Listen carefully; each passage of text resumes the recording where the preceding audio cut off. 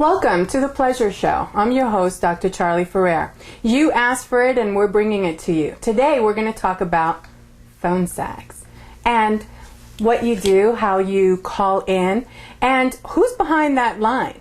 So stay tuned. We have a wonderful guest today.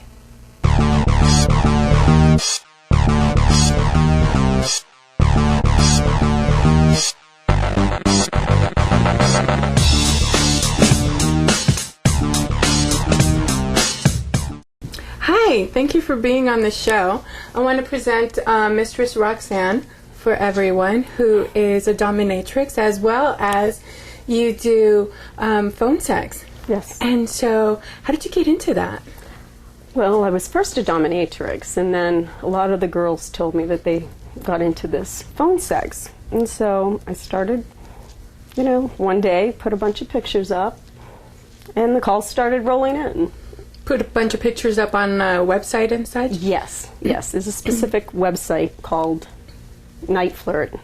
I think I'm allowed to say that. Yes. Yeah. There's a website, Night Flirt, I'm on, and I have several clients lots of them, a lot of regulars that I taught to. And what are your clients like? Are men or women? I get both. Couples? I get both. And I have been on speakerphone with couples too. Really? Yes. And what do they want to know? What do they want to talk about, I guess? Well, there's nothing you cannot talk about that they want to talk about, but there's certain guidelines and limits that you have to speak to them. As long as it's not to do with any children, animals, or family, or incest, you're all set, Okay. But other than that, yeah, it's everything. I get a lot of MILF role play, Mrs. Robinson. And you look perfect for it. And, that's pretty much, some people want pain. Some people want to be teased. Some people like to dress up like a girl. Some men want to dress up like a girl. Do the cross-dressing thing. Yes. Yeah. And do you find, which one is the one that they ask for the most? Because you're doing a lot of role-playing, I would imagine, on the phone. Yes. And you're creating it. And so the beauty of being on the phone with someone is the fact that you're using your imagination. Because you really have to see it in your head and then be able to describe it. So it's like you're creating a story. You're almost a writer, per se, and creating this image in someone's head and having them follow through. And I know we had you before do a couple of phone scenes for us, yes, which we'll have available. And so, what do you find that's the most common? Well, I think age play is one. College men, even college women call me, and So explain age play for me. Age play is someone's older than you. Perhaps I'm somebody else's mother, his best friend's mother. He's always had a crush on her. The older woman next door. Yes.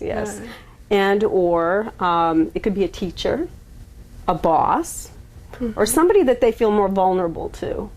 And lots of time it's age play. They like to be maybe about 21, 22 years old. Some people want to be 30 and want you to pretend you're 80. You get all different strokes for different folks, So, and occasionally they want me to be a cheerleader or something. And my pictures don't reflect that, but they saw something in me. Most of them see your picture before they call you, so there must have been something. I might have reminded them about someone they used to know. Yeah. Because a lot of the phone sex is based on things that have happened to people. Just like a lot of the domination. It was somebody who reflected something in their life that they either had a crush on or something terrible happened, but it gave them a thrill. So they're trying to relive some kind of a little sensual endeavor somewhere along the line, or maybe creating one that they've always wanted to do but didn't get a chance to. The older Sometimes woman they'll next tell you. door. Usually they'll tell you, but I've had a lot of the instances be real things that have happened to them. And it's interesting because they seem to open up to you. It's like a flood of information coming to you, and it just makes it a lot of fun and interesting. I've learned a lot through the years.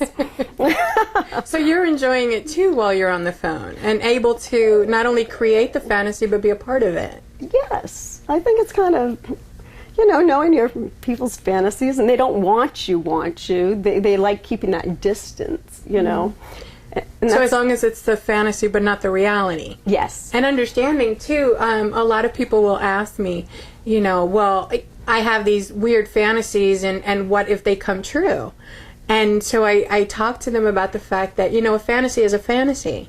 And you might bring it to reality and find that you really don't like it because it wasn't quite the same. It didn't taste the same. It didn't look the same. The people didn't say their parts correctly. That's so true. Understanding when the fantasy is just you, that's one thing. But when you're interacting with someone else, unless you're giving them the clues, like going, here, this is what I need you to say, then it doesn't quite reflect the same thing. That's true. And it's really difficult when you're doing phone sex because you really don't know what they want. They'll say, okay, I want you to be a MILF. Okay, what about a MILF? Do you want me to be a mean lady next door, or do you want me to be a sexy, naughty lady next door? I can be both, Mm-hmm. And it depends on what's happening. And do you want a third party to be involved? So there's a group of people involved. It's like, what triggers you? And lots of times I will ask, unless it's a regular, which had called, And a regular is somebody that calls you often? Yeah. Okay. Or at least once a month or whatnot, or Okay. every couple of weeks. But what happens is that everyone has different things. And sometimes you'll find just after 30 seconds they hang up because they're really not communicating to you what they want you to do. They're expecting you to know everything. So they call and they expect you to immediately know what their fantasies are. Yes. Which is like, well, they'll tell you one word, a MILF. What kind of MILF? What does that mean? Like what?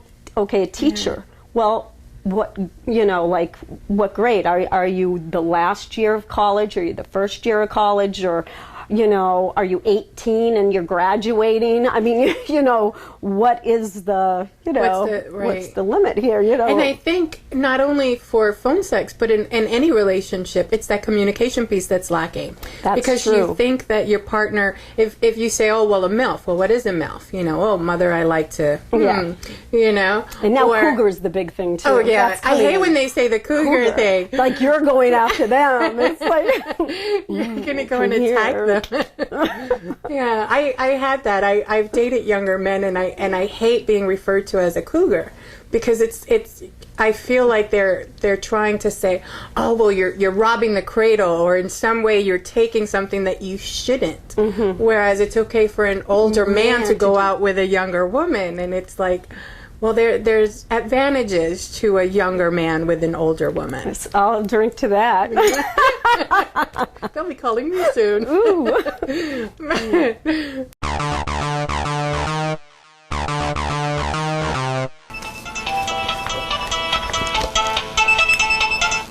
Hello, this is Roxanne. Hi, what could I do for you today? Right. So what are you into? So you like to dress up like a sexy little bitch? What are you wearing right now? Ah, nice sexy little panties. Are you wearing garter stockings too? And high heel pumps? Oh yeah. Turn around. I want to see you shake your ass. Oh yeah, rub those nipples. Ah, look how big that.